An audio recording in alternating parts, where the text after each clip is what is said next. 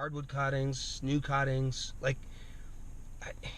air pruning, air layering, which is I guess the same thing. But there's just so many different ways that you can take a plant that did cost money and turn it into 10 more. And that is just something that, man, it's free. It's free. I love it. Pardon me. Accurate. Family health. It kind of goes back to the self-sufficiency. I want to know what's going in to our bodies. I want to know how it's growing. I want to know what was growing in. And it best have been grown with some love. Like if it was just, I mean, why does stuff growing at home taste better? There's no scientific measurement for giving a crap. You know what I mean? Like when you're putting time and effort into something, people say, oh, you talk to your plants, they'll grow better. Yeah, well, everything likes attention. No? Like, you kidding me? Anyway, family health, that's a huge one. Moving on, I want an Earthship. Like, I want an Earthship so bad, I dream about it. An Earthship is a house that is so unique. I'm going to pop a picture up on here so that you can kind of see the breakdown. The walls are made with tires with pounded local dirt in them to create a thermal mass, an insulation value, and something just from a long term, it's just not really going to break down. You can finish the inside to be as modern as you like or as eclectic as you like. That's totally besides the point to me. This house harvests rainwater to the tune of 7,000 to 10,000 gallons. It's got a 3-4 part filtration system on it so that you can have drinking water out of that. You have your shower water, you've got your gray water. The interesting thing with that is you take your water from your cistern, so you go have a shower, right? And all the water that comes out of your shower then goes down into the very front of the house, which is essentially a greenhouse. It's facing southwest for optimum winter sun anglage in. The windows are angled back. But that whole front part is a biocell or a greenhouse, right? So your shower water comes down and feeds all your plants. Then it goes into this little sump area. And then when you flush the toilet, it needs to refill the tank. Well, it pumps it from that. So your gray water that went and fed the plants and now goes up and flushes your toilet. It has a self-contained 3-chamber bacterial breakdown bonanza going on out there as far as the sewage system goes. So you don't need to be tied into local sewage. All of your sewage gets processed and then sent out, down to a windbreak of trees or what have you. So that water gets used 4 different times before it actually leaves your house. And you don't need to have any water coming in from a municipality. You don't need sewer. It stays about 70 degrees, 20 degrees Celsius all year round, middle of summer, middle of winter.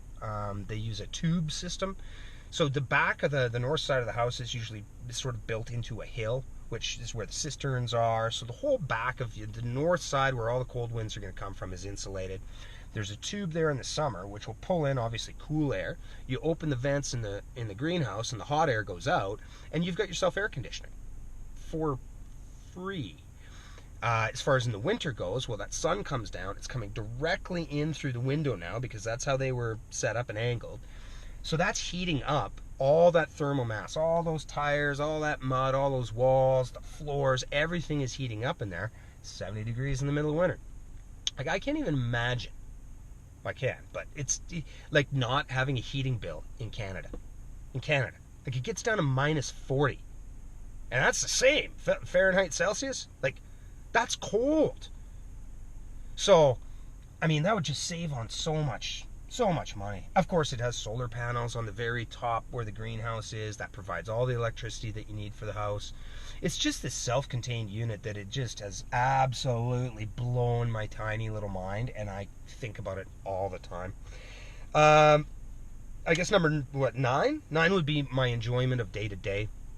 I do interior renovations at this point in time in my life and have been doing so for about the last 6 years. Got tired of the sales gig and dealing with people all the time. Listen, it's great, and I do enjoy what I do. I like quality work. I love it when a job's done. Nothing makes me happier than a customer that's like, wow, this looks so good. The tile job or the painting or the new countertops or backsplash or whatever it is.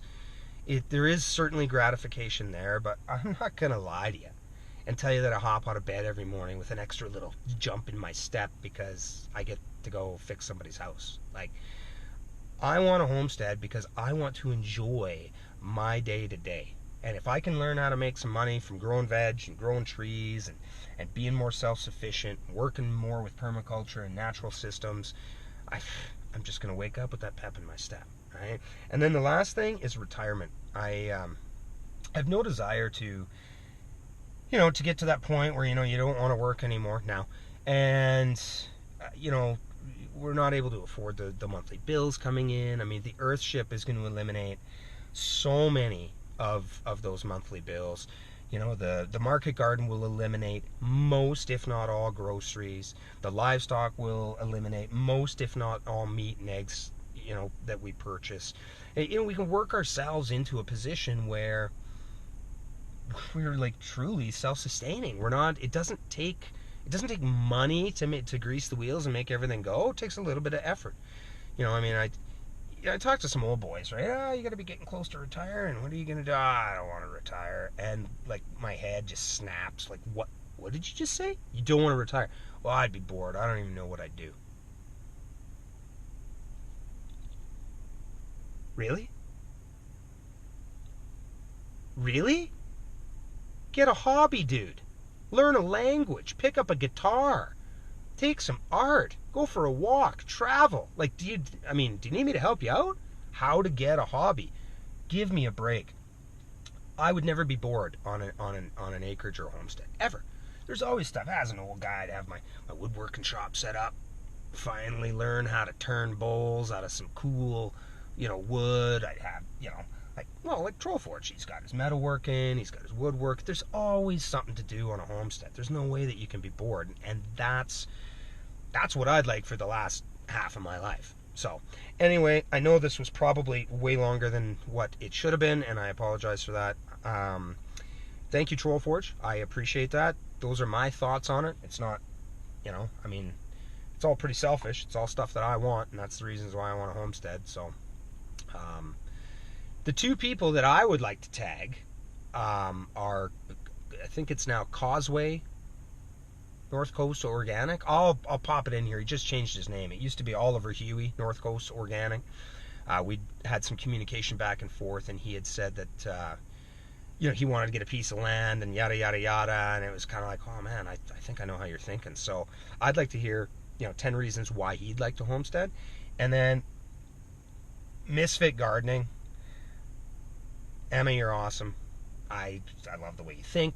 I love what you're doing there. I love how you're doing it. You're composting your chickens, your whole 9 yards. Like you are homesteading in suburbia. And I don't know what your goals are, plans are, as far as like, is that where you want to be? But I'd like your 10 reasons why you homestead, why you want to homestead, however you want to put your spin on it. It's gonna be good. I love what you do. Enjoy your holidays too, by the way. Anyway, thanks so much. I'm done rambling. Y'all have a great day. I'm going to go weed with Shane.